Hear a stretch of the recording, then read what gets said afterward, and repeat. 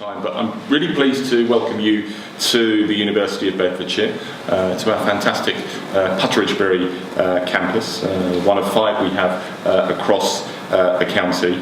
Also, to say a real word of tribute to Noah Enterprises for fantastic work that it does in the local area, really giving practical effect to the aspirations to provide support and tackle poverty across our communities. And this is the second conference that we've hosted with you. It's fantastic that Helen is here to support your work as well, and many, many other partners.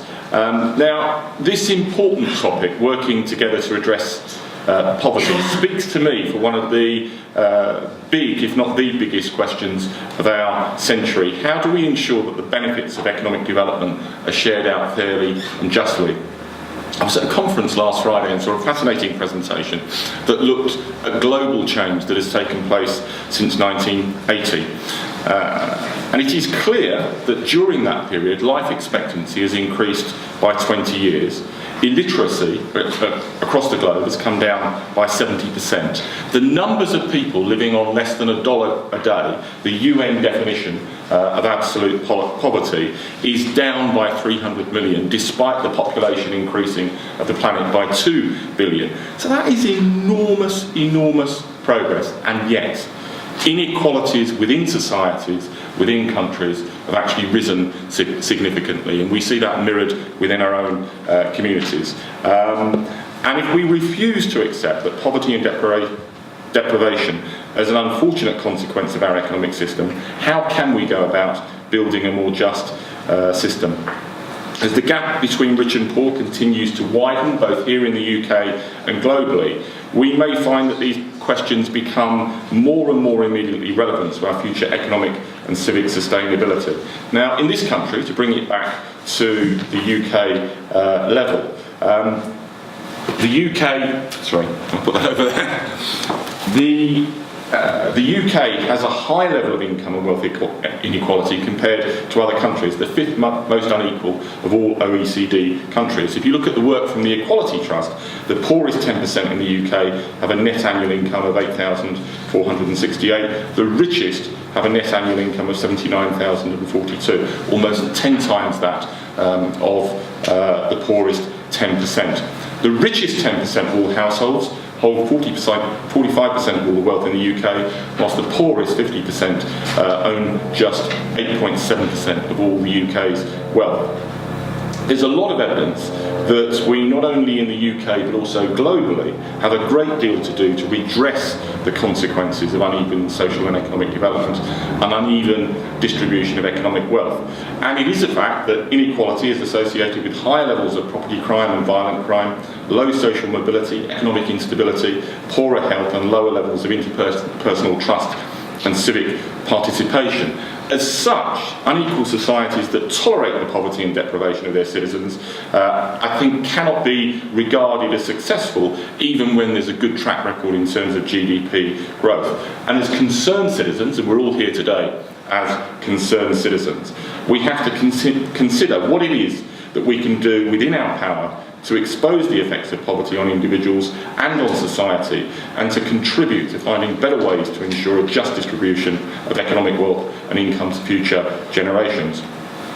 But the question of working together to address poverty here in Bedfordshire, I think, is the immediate call for action.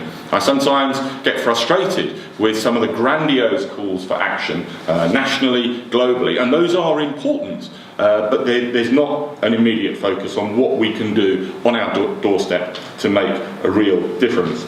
Now, other speakers will be able to discuss our particular circumstances here in Bedfordshire and the work that Central Beds Council and Luton and Bedford Borough Councils are taking forward together with businesses and third sector partners to tackle the consequences of poverty and social exclusion. My own personal responsibility is to ensure that the contribution from the university is significant.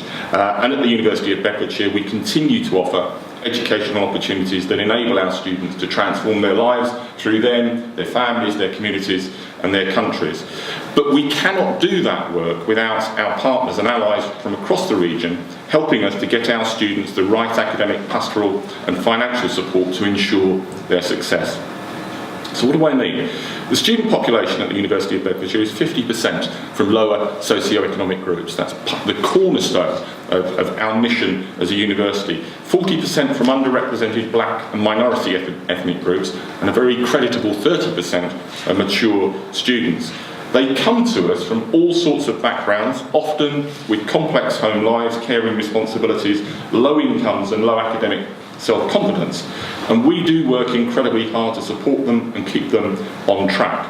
Through building relationships with schools and colleges in the region, through the integration of our academic and pastoral support services that catch students who might be slipping and falling behind, and through our consistent strategic attention to the student experience, on entry to university within the classroom with extracurricular activities, and through employment as a graduate. A key element of that work is listening to the student voice, giving students assurance, whatever their background, that their voice matters, that it's got real value, and that they can change things within the university, but beyond that, within society and our communities. For example, our student learning project, student experience projects initiative provides funding for students to work with our staff on projects to enhance the student experience. When you see the students and their families on graduation day, full of pride in their achievements and full of hope for the future, it really makes you realise what a privilege it is to work in this field. But we also know that more could be done to help people, both young and mature, access the opportunities that education can bring. For too many people, still today, application to university is seen as an impossibility. And whilst the current government is taking a number of positive steps to address the issues of poverty and social exclusion, I'm concerned that those will not go nearly far enough to address some of the challenges that we face within our communities and as a nation. If you look at what's happened over the last 7 or 8 years, since the 2008 financial crisis, the national political narrative has been focused relentlessly on cuts to public spending and deficit elimination. In that time, we've seen significant cutbacks to public services, particularly those administered by local authorities, where the Institute for Fiscal Studies has estimated something like a 20% cut in real terms between 2009 and 2014. We've seen the introduction of the welfare cap and the so-called bedroom tax, paired with interventions designed to bolster the housing market and support middle-class first-time buyers like the Help to Buy initiative. As a consequence, people are being priced out of their homes and forced to move to more insecure, temporary and rented accommodation. The cost of living has gone up whilst wages haven't kept pace. We've seen the growth of 0 hours contract and an increase in self-employment, creating a level of insecurity across the social spectrum. I have to say, I'm now a Vice Chancellor, I was a Minister in the last Labour government. It pains me that really positive initiatives like Sure Start and Aim Higher have fallen by the wayside. But I'm also pragmatic about the need to manage public finances, and I recognise that concern about poverty is shared across the political spectrum. Now, in January, the Prime Minister gave, I think in many senses, a paradigm-shifting speech on improving the life chances in the UK for those born into poverty. His premise is that we cannot rely on state-funded income redistribution, nor solely on free market capitalism to address the causes and the consequences of poverty. The human dynamic, the way that poverty affects people psychologically and developmentally, has to be taken account of if poverty is to be meaningfully addressed. As such, he said the government's approach to tackling poverty would be grounded in 4 key areas. Support for parents with infants in their first 2 years of life, during which neurological development is at its most rapid and complex. A greater focus on the development of character and resilience within the education system through expansion of sport, volunteering and character education. Enlarging the social range of the most deprived through wider exposure to work experience, cultural engagement and mentoring, and through the redevelopment of so-called sink estates, and enhancement of support services for alcohol and drug addiction and poor mental health. Now, many of those interventions may have, I believe, positive effect. Most of them are grounded in a credible evidence base. What do I mean by that? Increasingly, we do recognise that we have to take account of the human dynamic in the creation of public policy, that people's emotional response to their situation can often be a more reliable predictor of their behaviour than rational interest. But my concern with the Prime Minister's prescription is that that prescription does not match his diagnosis. He says that individuals and families who struggle in poverty crave security above all else. And insecurity of income, employment, housing and family create stresses that many of you here today are all too familiar with, but many of the general public might struggle to imagine. Yet the interventions proposed do nothing to address fundamentally the insecure state in which some of our citizens are forced to live their daily lives. Personal responsibility cannot mean anything when people are deprived of a sense of agency that they can influence the most fundamental things in their lives. If you look at the evidence gathered by the Joseph Rowntree Foundation, it shows that people do have aspirations across. For example, and I find this statistic really encouraging but quite striking, 97% of new mothers say they want their child to attend university. 8 out of 9 people out of work are either looking for work or feel prevented from doing so by circumstances such as mental health, disability or caring responsibilities. But bluntly, poverty puts up barriers to achieving those aspirations. For example, a child eligible for free school meals is half as likely to achieve 5 good GCSEs as a child not eligible for free school meals. Poverty can wreck physical and mental health, life expectancy and the quality of life. Tackling poverty should include, I think, addressing the roots of the problem at economic and structural level through affordable housing and work that pays, and the consequences at the human level through the provision of services that enable and empower individuals and their families to turn their lives round. Now, as we explore how we can work together to address poverty here in Bedfordshire, we cannot forget that our efforts are situated within a national political paradigm that shapes both the resource we have available and how the public values our efforts. For example, in the last budget, the government announced that the Student Opportunity Fund, the funding that is provided to universities like mine, in recognition of the additional costs of recruiting and supporting students from disadvantaged backgrounds, is to be cut by 50% over the coming 4 years. Grants that were provided to the poorest students to help fund their university education have been converted to loans. And if you look at the public narrative of social justice in accessing university education, you might notice that a great deal of the focus is on how we help a handful of high-achieving and disadvantaged young people into Oxbridge, not how we ensure that regional universities are enabled to continue to recruit and support a broad diversity of young and mature students and provide them with the skills needed to drive a flourishing regional economy. My purpose in pointing this out is not just to have a moan or suggest that my hands are tied by the government. Far from it. We proactively do our best and do very well in the circumstances. But it is to make clear that even when the national political narrative is off base or downright unhelpful, the work to tackle poverty and disadvantage doesn't go away. It makes it even more imperative to work effectively together at the local and the regional level, and that's where debates and discussions like that here today are so important. I think it's also interesting when you look at public attitudes, because government and actors don't act out with public attitudes. Since the financial crisis, we've seen a hardening of attitudes towards immigrants and those on welfare from the media, and in social attitudes, an unhelpful culture, I think, of implicitly blaming people for their own circumstances in poverty. What do I mean by that? That social attitudes are linked to the economic climate, I think, is indisputable. The 2010 British Social Attitudes Survey saw historically low levels of support for public spending on welfare at 27% and for increasing taxation to invest in health, education and social benefits at 32%. What I think was particularly striking is that 38% of respondents saw poverty as an inevitable part of life, whilst 26% thought it was caused by laziness. I think that does force us to confront the disturbing thought that a significant tranche of the population, implicitly or explicitly, do not think that we have a collective responsibility to tackle poverty. The most recent survey, conducted in 2014, saw only a slight softening of some of those views, perhaps the softening associated with a growing economy, with 30% of those surveyed supportive of increased welfare spending and 37% supportive of increasing taxation to invest in health, education and social benefits.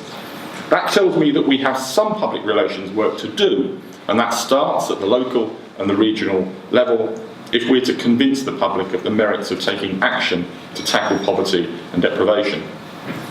My experience as both a former politician but now as a Vice Chancellor has convinced me of the absolute necessity of engaging the public in policy and public development and social action. We're all indirectly subject to public attitudes to the extent that these produce the politics of our time. The extent of the public concern about higher education and the ways in which that concern is manifest to some extent shape the ability, for example, of my university to go about its business. Those of you in the charitable sector will be all too aware of the dependency of your resources on the willingness of the public to make donations to your cause. So let's resolve, if we can, that one of the things we will do together is to champion the value of social intervention to address poverty. Let's make it everyone's problem by showing that poverty can happen to anyone and that poverty's consequences affect everyone as well. Now, as a university, we've got a particular responsibility in that regard to contribute to the sum of knowledge about poverty and deprivation. And in 2011, researchers at the University of Bedfordshire undertook a study for Luton Borough Council on how people living in poverty in Luton perceive their own experience. It is a fascinating read and an important reminder that tackling poverty should involve working directly with the people who are affected. Interviewees recommended a range of interventions that could help them personally in their circumstances. Those included training and opportunities for development to improve individuals' employability and enhance their CVs, such as youth club activities, job-seeking workshops and training for employment. Affordable childcare and training opportunities that allow parents to attend with their children or that make provision for childcare. Workshops to support making a small budget stretch and more provision of confidential financial advice without fear of the consequences. Interviewees feared their children would be taken away if they admitted to experiencing financial pressure. Cheaper leisure facilities and workshops to help people living with poverty feel valued and enhance their self-esteem. What's interesting as well is that many of the respondents to the study did not consider themselves to be living in poverty, and yet they were targeted and identified for the very reason that they were living in poverty, suggesting to me the level of stigma that's attached to the word poverty.